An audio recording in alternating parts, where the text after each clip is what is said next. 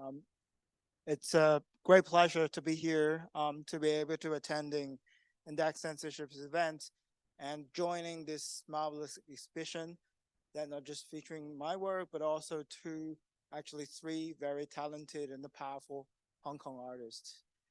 Well, to me, the censorship is never a stranger. I am actually, ah, okay. I'm glad it's not because some censorship. All right. So to me, censorship is never something a stranger. It actually follows me, even to my family, to my great parents' generation. So I am actually born in a artistic family. My grandpa and his brother were actually the first group of filmmakers being active in China from the very beginning, during 1930 up to 1957. In 1957, the Chinese Communist Party started this campaign, which has a romantic name, Hundred Blossom. But the essence of it, it's a purge execution against all the intellectuals and artists in China. And among thousands upon thousands of victims, my grandpa and his brother were two of many suffered. My grandpa actually died because he was sentenced to a forced labor camp in the rural edge in China because his artwork, his film. And by the time the work was categorized as poison grass, and he is the criminal who planted those poison grass, and he had to pay the price for his life. And then my father became an orphan very soon because grandma also passed away. And you can imagine me growing up in this type of family that this fear and horror from a dangerous regime is never that far away. So when I grow up and showing my interest to be an artist, my parents are really nervous. As my dad always said, art is so dangerous, do something else. Be a barber or be a sheriff. And his reason is, it's never about the political, but if you be a barber, because people always get hungry, you're never out of job. People's hair always grow, and you be a barber, you can always cut their hair without getting into trouble. But the last thing we want you to be is an artist. Guess what? They didn't learn how to deal with teenager. And well, they told me not. I did it anyway. But I know from the very beginning, because my family history, that I should not do it in China if I want to be an artist, because there are so many taboo, so many red lines that you cannot pass. And once you do, I might just end up like my grandpa, died in a forced labor camp. So I choose to left China in 2009 and basically restart my life in Australia. I was a bit naive by the time. I thought I'll be safe in a democracy, in a free society. I'll be so far away from China's um, oppression, and I can practice as an artist freely. But it turned out to be wrong. I started very cautiously. I started anonymously as an artist. I do a lot of political cartoons, illustrations that criticize China's government's human rights abuse, and I post them online. But in the same time, I would never really attending any event like this, not to mention, showing my face. I know once I do, once the Chinese government find out who I am, they're not just gonna threaten me, but also threaten everyone from my family back in China, even though I am 1,000 miles away from this regime. In 2018, I have this privilege to have my first solo international exhibition in Hong Kong. But 3 days before the opening, I received a call from China, and it's from the Chinese police. They told me they know who I am. They know I'm Badiucao, the political artist who are damaging the Chinese government's brand. They took my relatives to the police station. They interrogated them for hours for the things they don't even know, because I've kept my career so far away from my family that no one know me. as an artist. But regardless, they are being persecuted and punished for my action. They're also saying if I choose to continue the exhibition in Hong Kong, they're going to send in the police from Shanghai to Hong Kong. And that is in 2018. That is before the Hong Kong protest. That is before the national security law. But this proves, in the mind of Chinese government, they already sees Hong Kong as something that they can control. They're ignoring the laws. They're ignoring the different judicial condition. They're sending the police to Hong Kong if I choose the show to be continued. So a very sad decision was made among me and my collaborators. We decided to cancel the show because it has posed a very dangerous situation to me in person, to my families back in China, but also to everyone who worked for this exhibition in Hong Kong. Because for them, that time, imagine a national security police from China go all the way to Hong Kong is quite scary. After a long time, I become silent.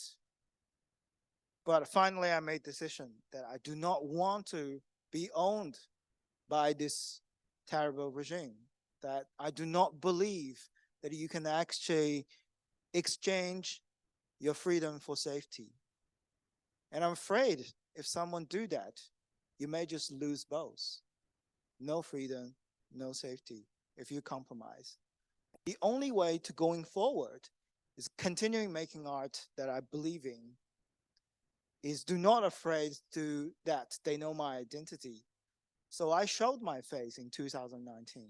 And I tell the Chinese government, I know the danger is real, but the fear is a choice. And I choose to be not afraid of them.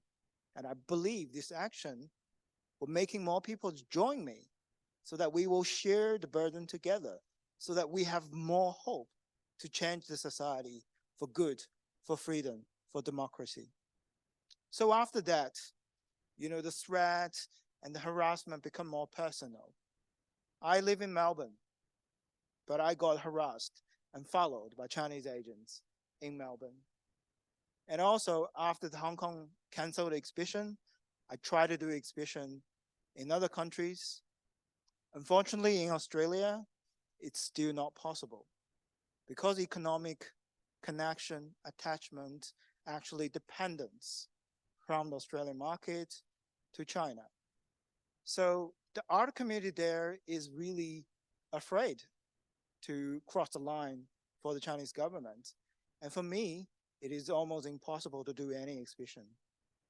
On the other side, the Chinese government is very good at playing the mind game, particularly in the art community, where the people have this liberal belief, where the people are afraid of being called racist. Chinese government knows it, and the way they're doing it is mixing these three very basic concepts: people, country, government. Every time anyone, anywhere who criticizes Chinese government, they're not just gonna call you Chinese government criticizer. They call you anti-China. They call you hate Asia. They call you discrimination against ordinary Chinese people. But it's actually different. And it's not rocket science to distinguish them from each other.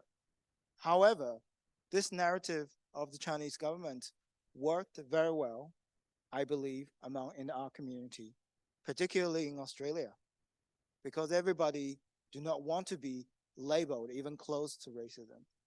Because yes, indeed, Australia is a very racist country for a long time. It did the crime, which is unforgivable, against Australia's indigenous community. And this systematic racism continues. But these should not be the reason for the people to avoid and criticize the Chinese government, because that has nothing to do with racism. However, unfortunately, a lot of people in the intellectuals and our community, they value their reputation more than the desire to knowing the truth about China. So no show for me in Australia, then I have more opportunity and chance in Europe, fortunately. However, this does not come without consequence. After the COVID, I've done 4 major exhibitions in Europe. in Italy, in Czech, in Brussels, actually in the EU Parliament, and recently the one in Warsaw. 3 out of 4 exhibitions got threatened directly from the Chinese embassy and consulate. In Italy, they emailed the museum, Santa Giulia Museum, it's a national museum. They email the Italian government, Brescia's city mayor office. They demand the show to be cancelled because, according to them, it's bad for China's image. They're also blackmailing the local facility, saying, well, if you continue the show, then you will damage the future collaboration between China and Italy. Same thing happened in Prague, but there's an escalation. This time, they find the private number of my curator in the Dock's Contemporary Art Center in Prague. They called her several days before the opening. Same kind of methodology, same kind of narrative. It's hurting the Chinese feeling, it's hurting the national's image, it's hurting Chinese leaders' image. We want a show to be cancelled. Otherwise, it'll be bad for the relationship between Czech and China. And this time, in Warsaw, right after we announced the exhibition, the very afternoon, the Chinese embassy sending their consular, whose name is Yao Dongye, who's actually second in command from the embassy, directly to the museum, without a noticement, without appointment. He went to the reception and he asked the poor girl there, I want to see the director of this museum right now because I want the show to be canceled because it's a damage to the Chinese image. All of this is following me wherever I do exhibition, especially when it's big institution and big museum. They know they can always throw in some pressure to kill exhibition like this. Well, now, before every exhibition, I have to communicate honestly with museum and the gallery that this is going to happen. This is their common tactics. There's no escape. If you want to do my show, you have to prepare for it. You have to handle the pressure. And you can imagine, not many galleries, institutions eventually would accept this deal. So that's what the Chinese government trying to do. They might fail to silence the exhibition for this moment, but what they're doing is raising the bar in the future. For my future practice, every gallery have to put this in their mind. Okay, are we brave and powerful enough to deal with direct threat from Chinese embassy? Especially when our country was so close economically or politically with China. And that's the way they will get their way. But how can we defeat this? How can we really solve the problem? I think actually we don't have a lot of choice in the West, in democracies, because China has not become a force that only slaughtering the people inside of China, like the Hong Kongers in 2019, like millions of Uyghurs who've been put into the concentration camps in East Turkestan or Xinjiang, according to China, like Tibetan community for a long time have to facing cultural genocide and all kind of oppression against them. But Chinese government will not satisfying just within its land. It's expanding its harassment. I think I am a living example to prove that. But there's more of it. When we are caring about Putin's invasion in Ukraine, who are the country behind Russia? Well, China. There's so many reports has proved that Chinese government is sending military weapons, join the propaganda machines, but in the same time, showing them as some kind of peacemaker or neutral position. This is all a fake show. What the Chinese government is really doing is siding with Putin 100%. Like what the Chinese government said, we want the friendship with Russia limitless. They mean it, and they're doing it. This poses a direct threat in entire Europe, in UK, right now, right here. But what's more concern is coming. What's bothering me, what makes me cannot sleep a lot of nights, is China's movement around Taiwan. is the possibility that China want to start the war in Taiwan. What's the implication of that? I don't want to be shy on this. I want to make it very direct. It may likely to be the beginning of a real world war. It will be doomed for our prosperity, our well-being, our familiar way of peaceful life. And trust me, I did not say this as a crazy citizen who only want to overthrow Chinese regime. This is me as a person's genuine concern. And the question to me is no longer yes or no, it's just when. But there is a solution to change this problem, which is democracy united together, which is democracy around the world, knowing that it's suicide to continue making normal business with China. It's a democracy realize China's threat, Chinese government threat, and united the people backing China who want to change this regime. And only after we achieve that, we can eliminate this terrible mistake. I can remember several decades ago in the last World War. I don't think Chinese people are any different from the people in any democracies. Last December, A4 revolution, white paper revolution started in China.